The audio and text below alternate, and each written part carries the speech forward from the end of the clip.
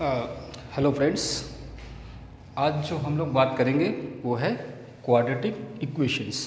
ठीक है, तो जैसे कि ऑलरेडी प्रीवियस कुछ लेक्चर्स में हमने बात की थी, क्वाड्रेटिक इक्वेशन क्या होती है? कोई भी ऐसी इक्वेशन जिसकी मैक्सिमम पावर, यानी कि मैक्सिमम पावर जो होती है वो 2 होती है। यानी कि हमारा जो भी वेरिएबल होता है वो x के फॉर्म में हो सकता है या y के फॉर्म में या किसी भी फॉर्म में हो। अगर आपको इक्वेशन दी है जिसकी आपको दिख रही है मैक्सिमम पावर 2 है, तो उसको हम लोग किस नाम से जानते हैं? Quadratic equation. ओके, सो आज हम लोग वही बात करेंगे कि क्वाड्रेटिक इक्वेशन को सॉल्व किस तरीके से किया जाता है। तो हमारे सामने 2 क्वेश्चंस दिए हुए हैं, पहला क्वेश्चन ये है और दूसरा क्वेश्चन ये है। ठीक है, तो एक क्वेश्चन में अगर आप ध्यान से देखेंगे थोड़ा सा दोनों में फ़र्क है। वो फ़र्क क्या है कि पहला जो इक्वेशन है एक्स स्क्वायर के साथ आपको किसी भी प्रकार का कोई कोफिशिएंट नहीं दिखाई पड़ रहा है, और अगर सेकंड क्वेश्चन में जाएंगे तो आपको एक्स स्क्वायर के साथ एक कोफिशिएंट दिखाई पड़ रहा है जो कि यहाँ पे लिखा है इस क्वेश्चन में 5। ठीक है, तो हम देखेंगे इस दोनों प्रकार की, इसमें से अगर किसी भी प्रकार का कोई क्वेश्चन आता है तो इसको हम किस प्रकार से इसको टैकल करेंगे या किस प्रकार से इसको सॉल्व करेंगे। ठीक है, तो पहले नंबर 1 फर्स्ट क्वेश्चन को लेते हैं, जिसमें आपका कोफिशिएंट जहाँ पे नहीं दिया इन द सेंस यहाँ पे कोफिशिएंट इसका 1 माना जाएगा। ओके, जब भी आपको कोई ऐसी इक्वेशन दिखती है जिसमें कोफिशिएंट गिवन ना हो तो उसके कोफिशिएंट को हम लोग 1 कंसीडर करेंगे। ओके, तो सबसे पहला हम लोग का काम क्या होता है, जो भी यहाँ पे कोफिशिएंट होता है उसको, और इसलिए जो फाइनल जो आपको कांस्टेंट टर्म दिख रहा है, इनको आपस में मल्टीप्लाई करते हैं। जैसे मैं साइड में दिखाऊं तो आपको 1 × 35 आप करेंगे, फाइनल क्या आएगा? 35। ओके, फिर जो आपकी वैल्यू आई है, यहाँ पे 1 है, यहाँ पे 35 है, तो इसके जो एक्स स्क्वायर का जो कोफिशिएंट है और ये जो आपका कांस्टेंट टर्म है, इन दोनों को आपस में मल्टीप्लाई किया, जो आंसर आएगा वो आएगा 1 × 35 = 35। फिर क्या करते हैं हम, इस 35 के हम कुछ इस तरीके से फैक्टर्स निकालते हैं जिनका सम, एडिशन या फिर सब्ट्रैक्शन इसके बराबर, यानी कहने का मतलब इस 12 के इक्वल आना चाहिए। ठीक है, तो अगर आप 35 के फैक्टर करें तो आप देखेंगे एक टेबल आते हैं 7 × 5। 7 5 जा क्या होता है? 35। ठीक है, तो क्लियरली आपको दिख रहा है, अगर 35 के 2 फैक्टर्स अगर हम यहाँ पे ब्रेक करें तो एक होगा 7, एक होगा 5। ये फैक्टर्स हैं 7 × 5 35। ठीक है, और ध्यान से अगर देखिए 7 + 5 इस जगह मल्टीप्लिकेशन दोनों फैक्टर्स का इसके बराबर होना चाहिए, या एडिशन और सब्ट्रैक्शन ये सेंटर वैल्यू के बराबर होना चाहिए। ठीक है, तो अगर यहाँ से हम ध्यान से देखेंगे तो 7 + अगर 5 करेंगे तो कितना? 12 बन जा रहा है, यानी सेटिस्फाई हो रही।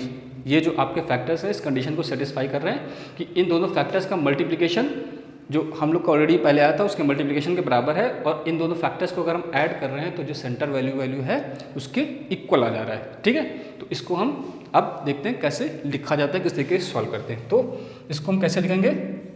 एक्स स्क्वायर जो फैक्टर है आपको एज इट इज़ इनको लिख दीजिए। 7 + 5 12 हो रहा है, तो आप इसको कैसे लिख दीजिए? 7 + 5 x + 35।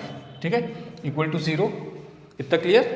नाउ नेक्स्ट क्या कर सकते हैं आप, एक्स स्क्वायर प्लस ये x को इस ब्रैकेट के अंदर मल्टीप्लाई कर दिए, तो पहला हो जाएगा 7x, और 5 से जब मल्टीप्लाई होगा तो क्या हो जाएगा? 5x + 35 = क्या हो गया? 0। नेक्स्ट आप क्या कर सकते हैं, अब दो टर्म लेके हम देखेंगे इसमें जो भी कॉमन फैक्टर्स हो सकते हैं उनको कॉमन ले लेना बाहर की तरफ। तो ध्यान से देखिए इन दोनों में हमको x कॉमन दिख रहा होगा, यहाँ पे एक्स स्क्वायर के फॉर्म में या x के फॉर्म में, बाकी कोई नंबर्स के टर्म में या कॉन्स्टेंट टर्म में कुछ भी कॉमन नहीं है। ठीक, तो यहाँ से x इस और इस टर्म से x कॉमन ले, तो यहाँ पे x कॉमन लेने के बाद क्या बचेगा? यहाँ पे x। ठीक है, और यहाँ से x चला गया तो क्या बचा? ये प्लस का साइन बीच में, और क्या बचा? 7।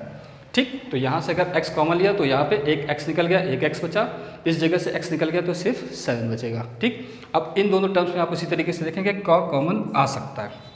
तो ध्यान से देखें, यहाँ 5 है, x तो खैर दोनों में नहीं आ रहा, तो x का कॉमन लेने का कोई सेंस ही नहीं है यहाँ पे। अब यहाँ पे वेरिएबल्स जो कांस्टेंट टर्म है उसमें से कुछ ना कुछ कॉमन आ सकता है, क्योंकि आप ध्यान से देखिए यहाँ 5 है, ये 35 है, तो 35 5 के टेबल में आता ही है। तो क्या करें हम 5 कॉमन ले रहे हैं, तो 5 अगर कॉमन ले रहे हैं दोनों टर्म से तो यहाँ से 5 बाहर हो गया, यहाँ क्या बचा? x, फिर ये प्लस का साइन, और 5 से 35 कितनी टाइम्स होता है? 5 7 = 35। तो यहाँ पे क्या बचेगा, यानी या इस तरीके से कॉमन का मतलब आप ये भी समझ सकते हैं कि उस नंबर से इसको डिवाइड करें, यानी 5 आप कॉमन लिया तो इसको 5 से डिवाइड कर दीजिए, जो आंसर आएगा वो क्या हो जाएगा? 5 7 = 35, तो 7 आएगा। ठीक है, = 0। जब भी आप सॉल्व करेंगे हमेशा इस स्टेप पे आपको क्लियरिटी हो जाएगी सही है या नहीं, ये टर्म और ये टर्म हमेशा सेम आना चाहिए। अगर इसमें कुछ वेरिएशन हो रहा है इसका मतलब कहीं ना कहीं आपका स्टेप गलत है। ओके, अब फाइनली क्या करेंगे, आप इसको और इसको देखेंगे सेम टर्म है, तो अब इस टर्म से और इस टर्म से अब हमारे पास ये टर्म है, ये टर्म है, इन दोनों टर्म में से देखा जाए क्या कॉमन हो सकता है, तो आपको दिख रहा होगा x+7 इसमें भी है, x+7 इसमें भी है। तो आप क्या करिए, x+7 कॉमन ले लीजिए, जो बच रहा है यहाँ से क्या बचा x और इस तरह क्या बचा 5 इक्वल टू 0।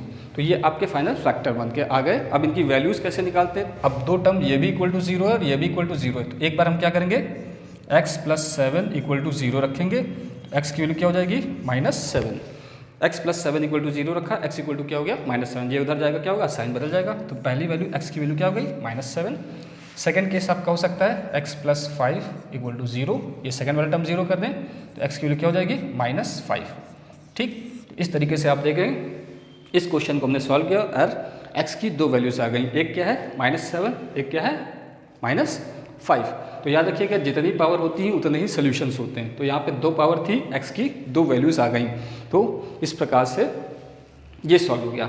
अब एक सेकेंड कैटेगरी देखते हैं जिसमें इसमें देखिए 1 था कोफिशिएंट x² का, नो सेकेंड कैटेगरी देखते हैं जिसमें कुछ वैल्यू यहाँ पे दी होगी आपको, ठीक है, तो उसको कैसे सॉल्व करेंगे। ठीक।